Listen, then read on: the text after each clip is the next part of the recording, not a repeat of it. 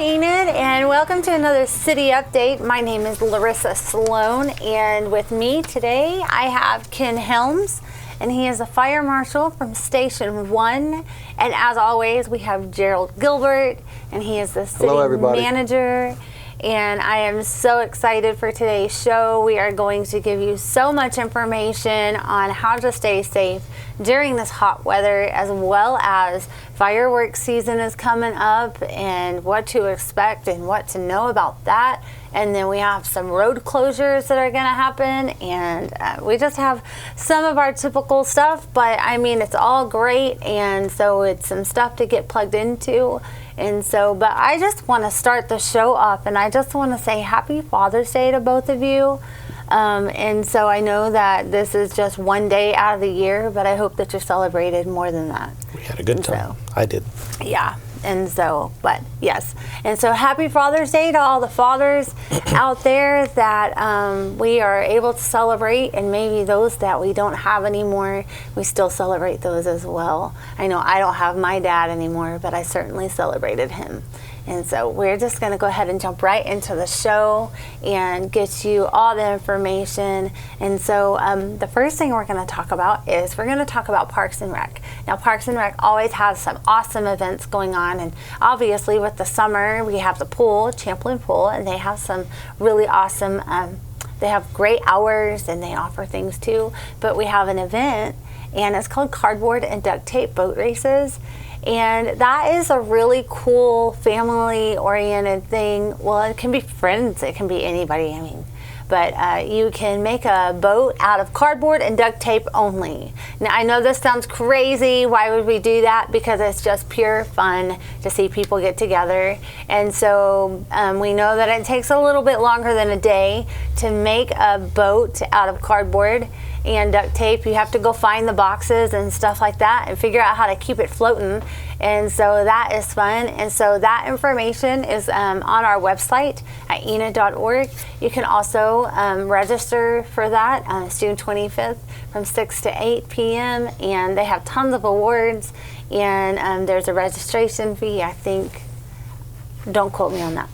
But then we also have the lunch bunch. So we have the library that has events as well.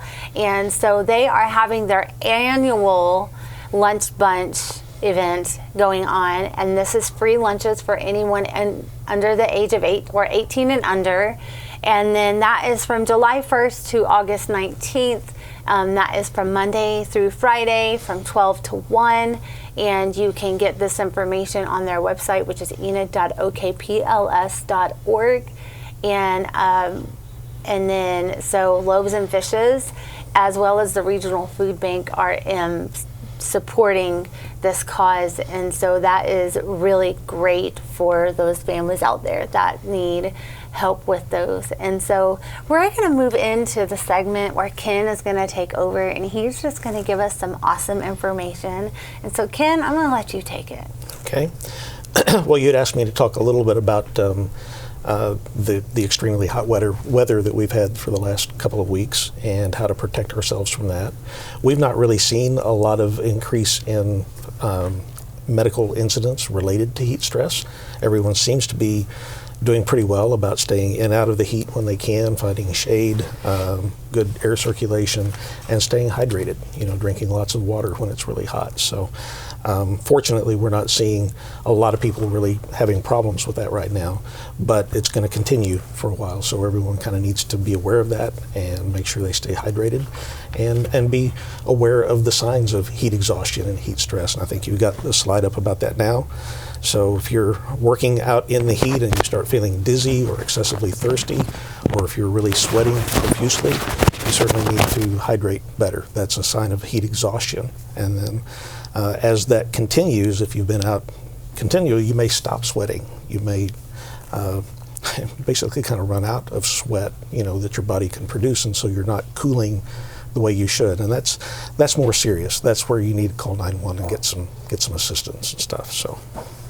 And is that because of dehydration has set in? And that's the reason why you quit? It's a factor, certainly, yeah. Okay. Well, will you tell us about some fireworks? Sure. Fireworks cause a significant number of injuries throughout the country at this time of the year. Eye injuries, head, face, and ear injuries, burns, all types of injuries occur from improper use of fireworks. And I think we have a graphic there that you can show me.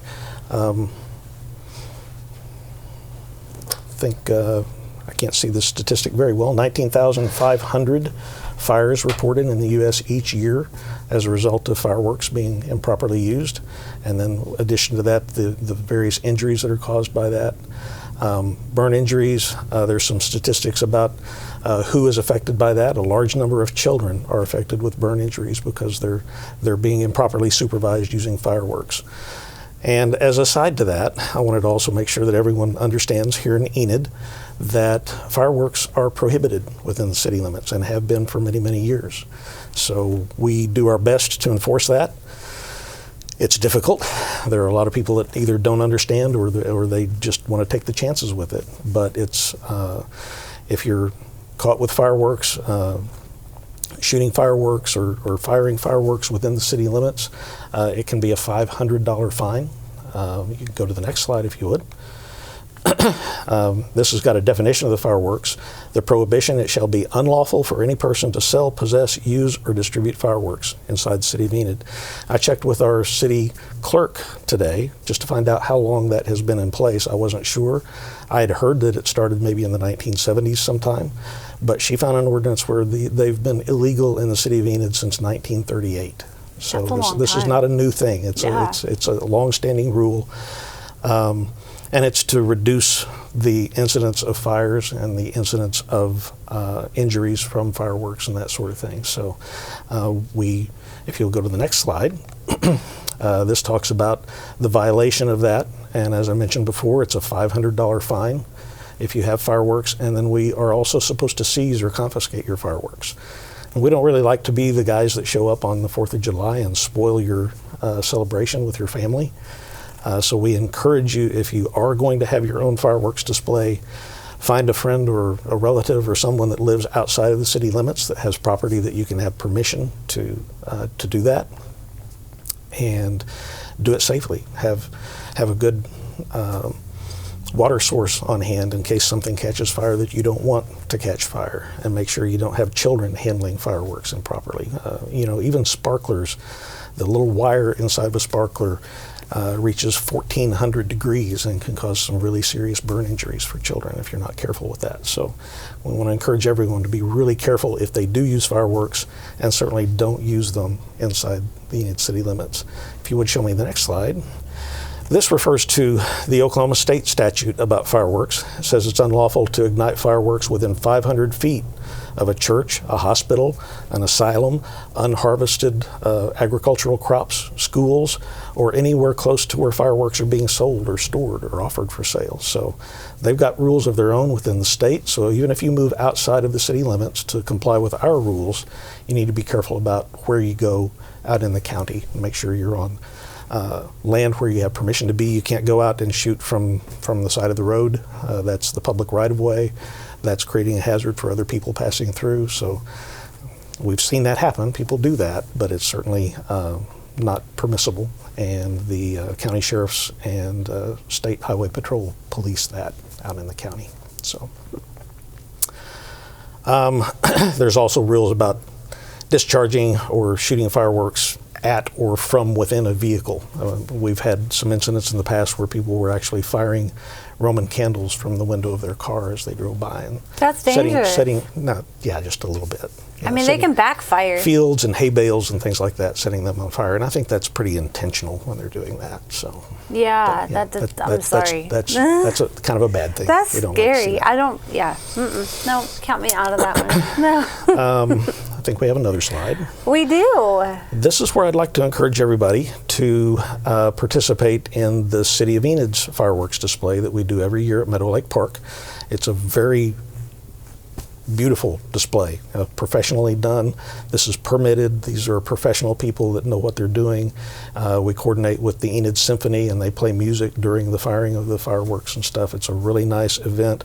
I know there are a lot of other things happening during that event. There are. 4th of July. So the theme for this year is the Wild Wild West, and so the symphony will be playing a lot of your classic country, Western sounding songs, and I don't know the name of them, but I saw a list of them. I was like, I did not know the name. I bet the Oklahoma state song probably gets I fitted bet in there that's somewhere too. probably true. I bet as long as it's Oklahoma and it's not the Pokes. Yeah, and if they'll do the theme from Magnificent Seven, that's my favorite too. Yes, So that that's would the be best. wonderful. Yeah. And so there is around the 4th, they do a lot for the 4th of July, and it's really exciting to see everything going on. So I'm going to tell you about it, okay? So sit tight, and I will take you on a ride of what you can do for the 4th of July. So first of all, we have a fishing derby, and last year that was a really cool turnout. So it starts at 4:30, which is registration, and they have people making sure that nobody's out there early. And so they'll stock the pond, and I'm excited because I like to fish, and that's going to be exciting. I'm probably, certainly getting in on that. And so then what time does that end? Fish weigh-in is at 11:30.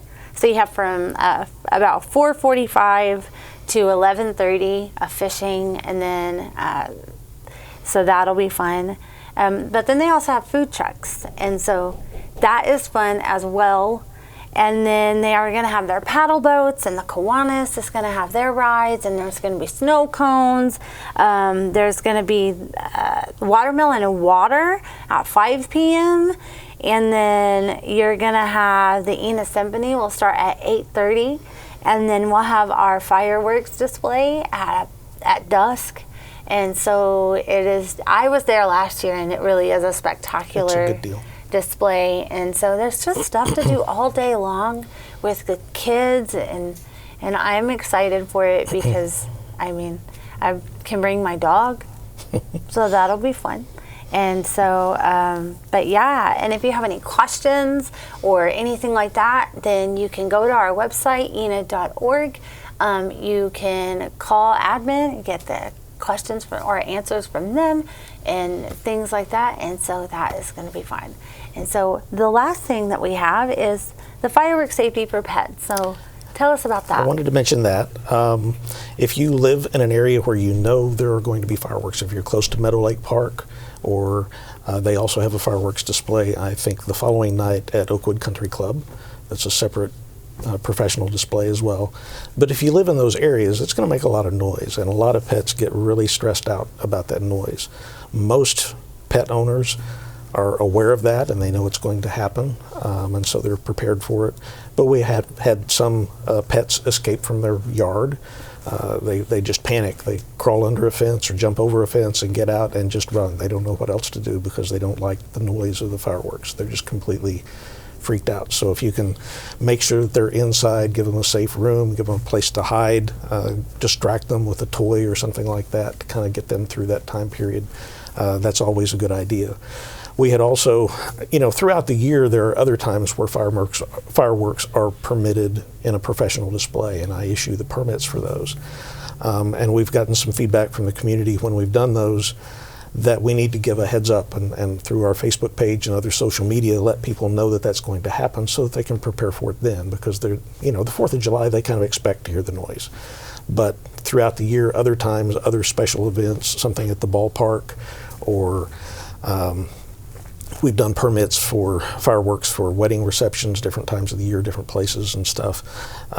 So we're going to try to do better about making people aware of when those things are happening so they can protect their pets. And then we'd also had someone that contacted us that was a veteran who had PTSD issues. And when he started hearing the fireworks. It caused him to get pretty stressed out, and he just asked if we could make sure to put something out on our social media and make them aware of that would be helpful for them. So we'll try to do better with that. It was something we hadn't realized was going to be a problem, but it's a legitimate request, so we're happy to try to do that. I want to mention one other thing in regard to fireworks. Maybe should have done that earlier. That's okay. These are some of the kind of items that you can buy. These are permitted inside the city limits. These are just little party poppers, things like sparklers, the little smoke bombs and things like that don't throw sparks, they don't boom, they're not really Class C fireworks that are under the definition of fireworks. These are called novelty items, and so you can buy these at places like Walmart for the smaller children. They make a little popping noise and snaps. You can throw, these are just little wads that you throw on the pavement. They make a snapping noise. This kind of stuff is available, and it is permissible. You can have this. The other Class C fireworks that you would buy, there are fireworks stands all around the perimeter of Enid. I think they're typically, we have 7 or 8 just outside of our city limits. You can buy fireworks there, and you can transport them through town to take them someplace else. But don't bring them to town. Don't bring them and store them in your garage or someplace else. Buy them just before you're going to take them someplace to use them. And like I said, find someone that is willing to let you use their property to legally use fireworks and do it in a safe manner. Please don't bring them to Enid. It's not where they belong. That's all I've got. That is a lot of information. Well, I hope that you learned something, because I know I certainly did. And so that is, yeah, that's a lot to take in, for sure. Well, thank you so much for all that information. Welcome.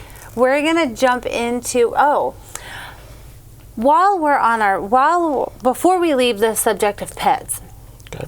If somebody's pet gets out, and then they can probably go to animal welfare, and they could contact animal control. Right. And see if they've been recovered and brought into the city to animal control. Right. There's also the SPCA. And there are several groups on Facebook that I'm familiar with that kind of help locate lost pets.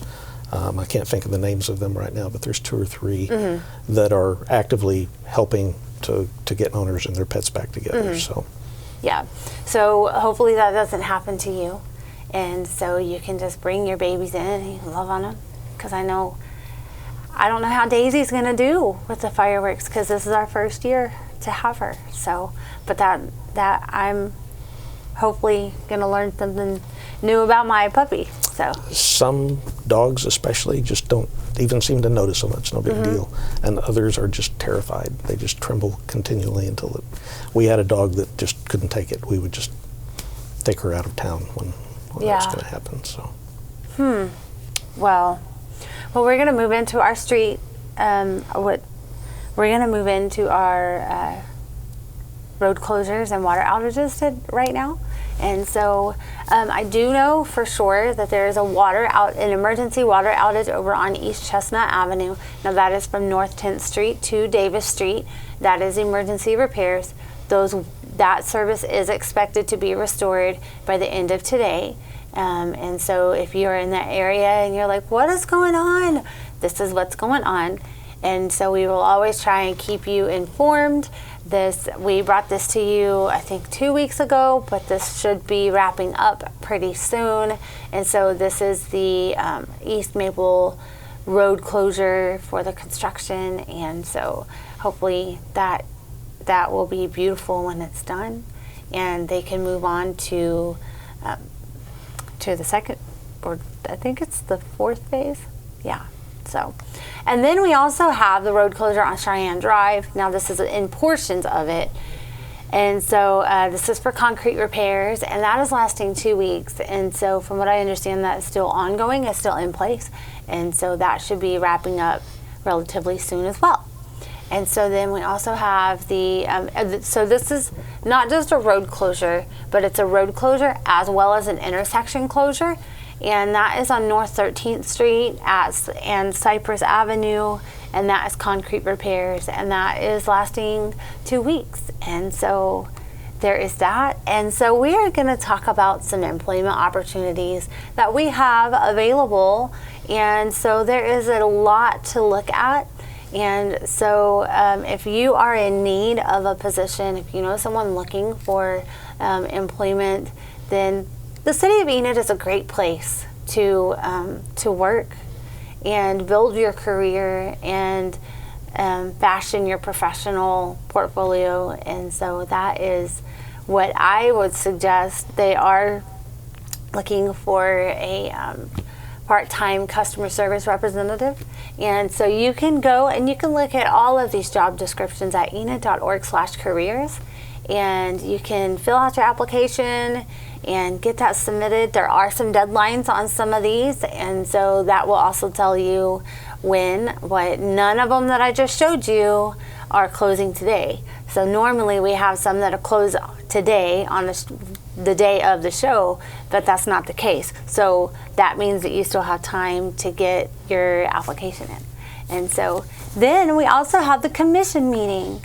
And so, well, right now, so tonight we have the Mapc meeting. And so that is going to be at 6 o'clock.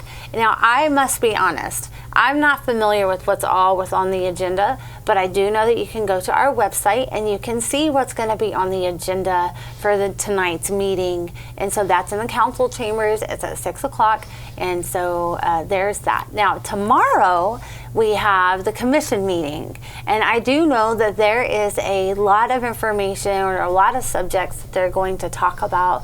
And so right now, this is the study session. So they have the study session and then they have the commission meeting. And so if you want to know what's on that, then you can also go to our website, enid.org, and you can see what's on the agenda for that. And so the study session is at 5 in the council chambers as well. And so then we also have the commission meeting, and that's at 6:30. It's in the same place at the commission or at the council chambers. And so, I mean, there is just, look at all of this, and they are just going to talk about it and get it worked out and then come to conclusions. And so I do know, so as a recap of the meetings that I just told you about, we do have the MAPC, and that's and in the council chambers at 6, and we also have the commission meeting. Now that's at 7, or at the study session is at 5. And the commission meeting is at 6:30. And so hopefully we'll see you there and you can make your voice heard. And then we also have See Click Fix. And we talk about this all the time, but we love getting your feedback. We really, really do. And we love that you are using this tool and you're utilizing it and you're letting us know what needs to be fixed, what you're seeing out there that needs to be addressed. And so for those that maybe are new to the show, welcome. We would love to have you back. And our shows are on Monday, and See Click Fix. You can download the app, or you can go on our website and utilize it the same way. And there's about 55 different topics that you can report on. And you can call into the office. My number is 616-7258, and I'd be more than happy to walk you through it. I've done that for multiple residents, and I'd be more than happy to do it for you. Your concerns and questions are very important to us, and we want to hear them. Don't feel stuck, because we really are genuinely here for you. And so, but another app that I was going to mention is the Garfield County Emergency Management app. And that will tell you about the heat that's coming. It will tell you what to expect during this week. To stay hydrated, it'll tell you about storms and things like that. And so that is another app. As I said, call in and I will try and help you get through that. And so, but they're both great tools to use to stay in the know for weather and heat, as well as all different kinds of things. And so, but if you want to know more than what I've mentioned here, then you are more than welcome to go to our social media websites as well as our Roku and Fire TV, and then see ClickFix online.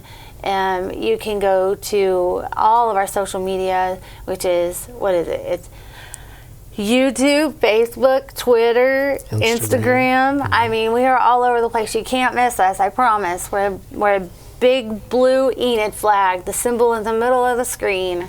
And so that is fun. And so we just want to say thank you to our viewers for showing up every day or showing up every Monday and just tuning in and seeing what we have that's new going on. As I said, we value your feedback. And you can go to enid.org and see what all events are going on. Other than that, I just want to say thank you, and we hope to see you next time. Bye.